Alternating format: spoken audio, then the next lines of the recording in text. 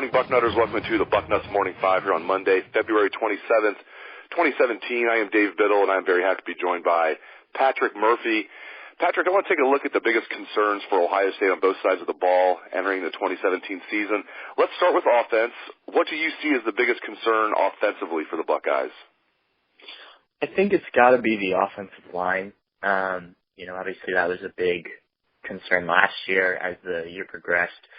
They struggled there, to say the least. Isaiah Prince is the one we talk about a lot, but even Billy Price, who's moving to center, had some issues with false starts and things like that. And as a center, you certainly don't want that to be a concern. This is going to be his fifth year in the program, so you'd expect him to clean some of that stuff up. Obviously, another year working with the coaching staff for Isaiah. I think the good news is Michael Jordan played well. Jamarco Jones played really well. But then you have the question of who's going to fill that other guard spot with Billy moving over.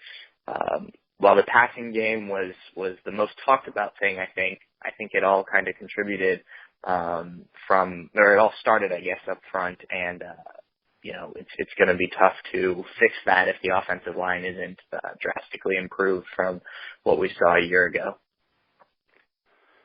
Yeah, I think overall the offensive line is going to be okay, but I am concerned about right tackle. They need to figure something out there. Either Isaiah Prince needs to get much better or Malcolm Pridgeon needs to beat him out. And if Malcolm Pridgeon beats him out, then who becomes the right guard? Because I've been kind of penciling in Malcolm Pridgeon as the right guard. So absolutely offensive line is a concern, specifically right tackle for me. What do you think about wide receiver? That's also a concern of mine. I think they have a lot of talent there.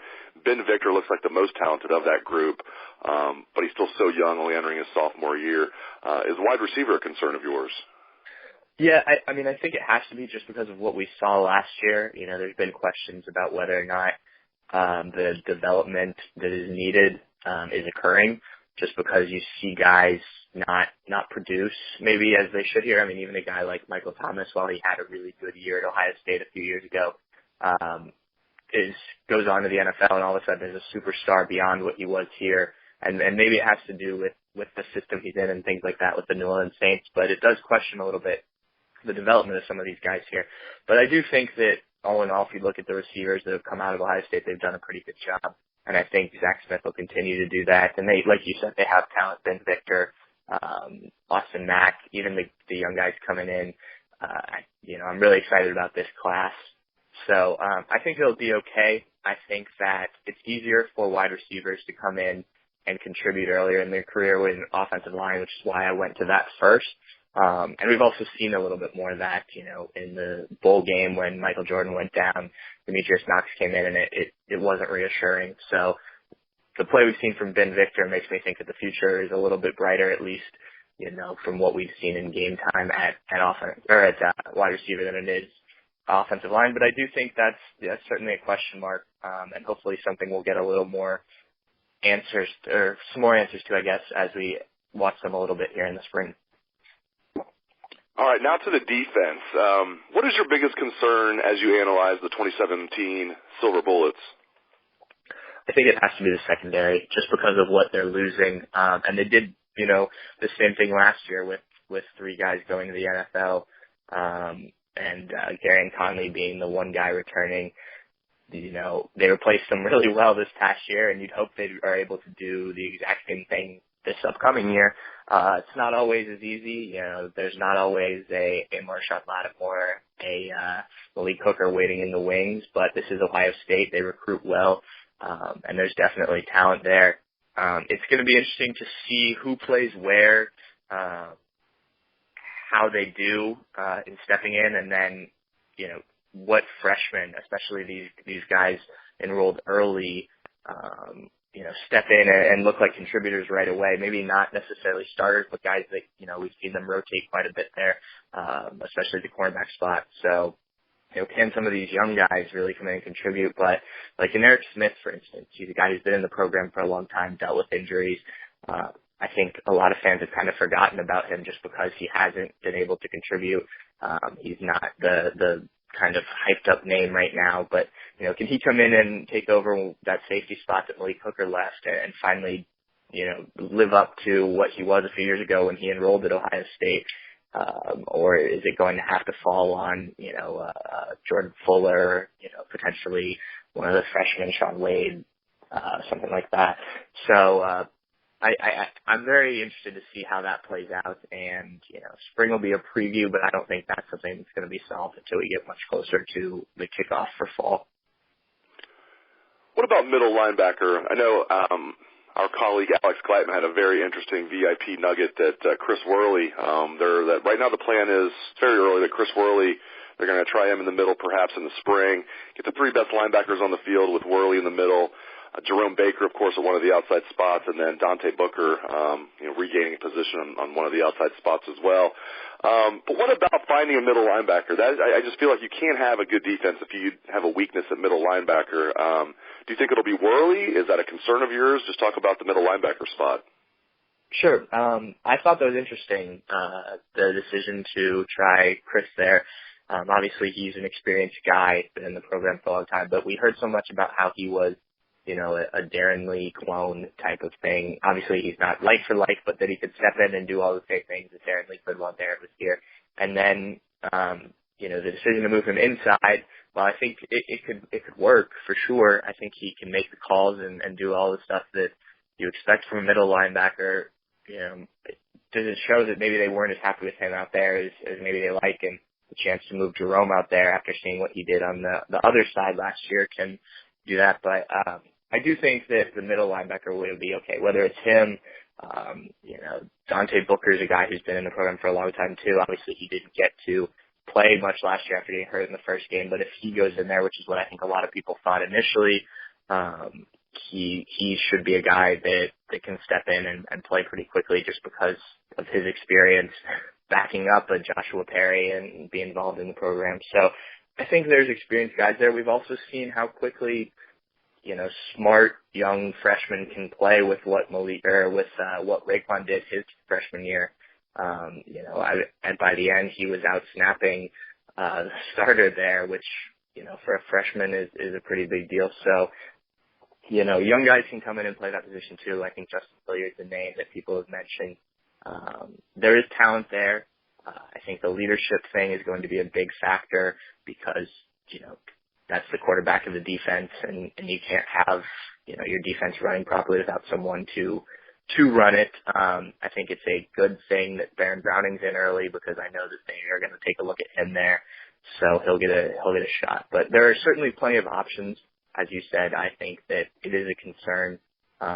You want to make sure they rotate guys in there and then find the best option here in the spring so that they have somebody set going to fall camp. And maybe that's not the guy who takes the first snap opening day, but, you'd like to have that leader out there early on and make sure everything's going right with the defense. On the recruiting front, the number one all-purpose back in the country, Jaelen Gill from Westerville South, will make his announcement this Wednesday. Patrick, you will be there covering it.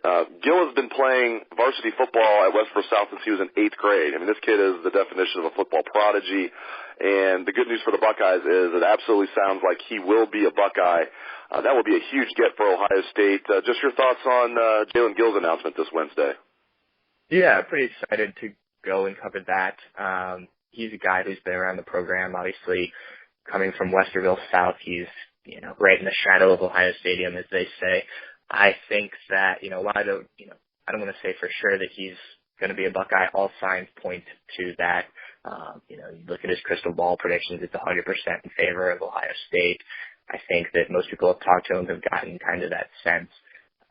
He loves Ohio State. He grew up here. It would be very surprising for me if he's not a Buckeye come Wednesday. And a kid that I think, while, there's some questions about where exactly he'll play, Urban Meyer loves himself some athletes, some guys that know what to do with the football in their hands, and so they'll find a role for him. Whether it's at a true running back position or an H-back or, possibly even a receiver like we've seen with Paris Campbell making that transition. He's a kid with a lot of talent, a kid that they know very well. A lot of these kids we've seen recently grow up out of state, and while they've paid a lot of attention and done their homework, the staff hasn't gotten a chance to, really watch him as much in person. Well, Jaelen Gill's a guy that, I think everybody on the staff has probably seen play multiple times. So they know what they're getting in this kid, and all signs point to the fact that he'll be a Buckeye and he'll be a good one coming down the road. Patrick, the last couple of years I've received messages from a few fans, not a lot, but every once in a while I'll get a message and say something like, hey, I like the Bucknuts Morning 5, or maybe they'll even say, I hate the Bucknuts Morning 5, whatever the intro is. And then the question is, how come you guys never talk about Ohio State women's basketball? Well, to those people out there, I say today is your day, because we are finally going to break the ice on talking about Ohio State women's basketball. It'll be brief, but here you go. The women's basketball team, in all seriousness, congratulations to them. They won their first regular season Big Ten championship since 2010 with the blowout win over Rutgers yesterday. Kelsey Mitchell is an amazing player. I never thought we'd see a better women's basketball player than Katie Smith come through Ohio State. Kelsey Mitchell is better than her. She is fantastic. Lady Bucks now have a record of 25-5 overall, 15-1 in Big Ten play. Now, I think no one is a national championship contender with UConn around, but Patrick, hopefully the Lady Bucks can go all the way to the Final Four this year. Yeah, it would be great to see, as you kind of alluded to with the messages he's gotten. They've been good for quite a few years here. The program's in a good spot, and, it's kind of the opposite of what the men have done over the last few years. And I think people have started to take notice. Some of these games recently, especially last week against, number 2 Maryland when they upset them. And I say upset just because they were the lower ranked team, but, they went into that game. People certainly thinking they could push Maryland. I think people have come out to the shot to watch them. It's starting to generate a little bit of buzz, and I think that's great for Ohio State athletics to have other things besides football, basketball. We saw wrestling do well when they hosted Penn State here recently. So great for the program. As for the team in particular, you mentioned UConn. That's the dynasty right now, and they played Ohio State earlier and crushed them.